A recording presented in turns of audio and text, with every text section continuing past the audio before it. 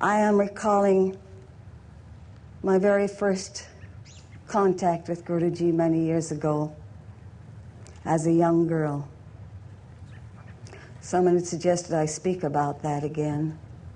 This body had sustained an injury playing basketball in high school, and it became necessary to drop out of the last semester because of the injury and the blood poisoning that continued for a number of years.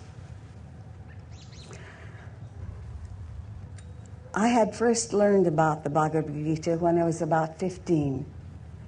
It inspired me. I couldn't understand it, but I loved the sound of it. And it was through our beloved mother, who later became Shyama Mata, that we first knew about Guruji. She had heard that a great teacher was coming to Salt Lake, and she said to her children, "Wouldn't you like to accompany me to hear him?"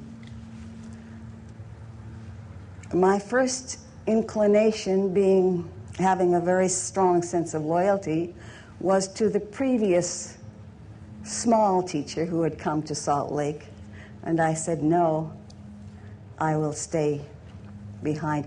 But she said, "You ought to come hear him. They say he is a remarkable teacher, that he really brings the teaching of the Gita to Salt Lake."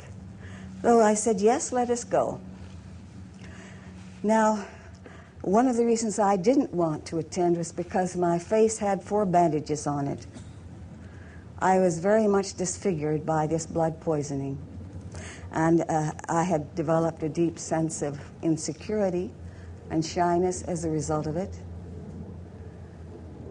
But on the way down to hear him, my sister and I walked that distance to the hotel where he was speaking in the large hall. And I remember as the doors of the hall were opened, everyone was already seated, and we were a little late. But as I stood at the entrance to that hall, I became absolutely transfixed. I couldn't breathe. There was no desire, no need to breathe. And my eyes were just locked on that figure that seemed to be a golden light, dressed in that ochre robe. And as I heard him speak, I remember thinking, he knows God. He is the first one that I have ever met, though I have visited many different churches in Salt Lake, different denominations. He is the first one who I see speaks from his inspiration, speaks from his direct knowledge, his direct experience of God. Him I shall follow. Now, I knew nothing about his teaching. I knew nothing about the idea of renunciation, nothing.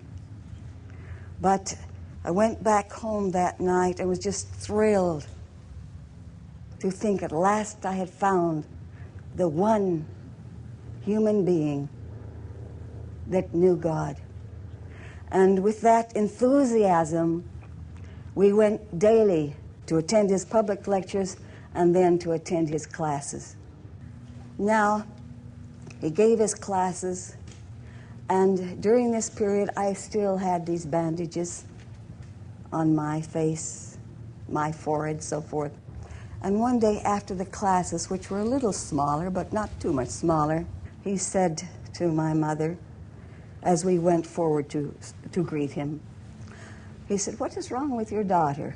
And mother said, "We have tried every treatment. We have taken her to different kinds of doctors, and they tell us this is something that just has to work itself out. She has had to drop out of school, and it's very depressing to her," which it certainly was. And he said, "I'm going to be giving a class tomorrow night on divine healing. You come along, but afterward, you wait and see me." Now his talk on divine healing, healing by faith, healing believing that medicine, all the different kinds of treatments which man uses, rightly so, because they have also come from God. The ultimate healing is from God. No medicine, no pill does the healing. It rouses that divine healing force within each one of us, which brings about that healing.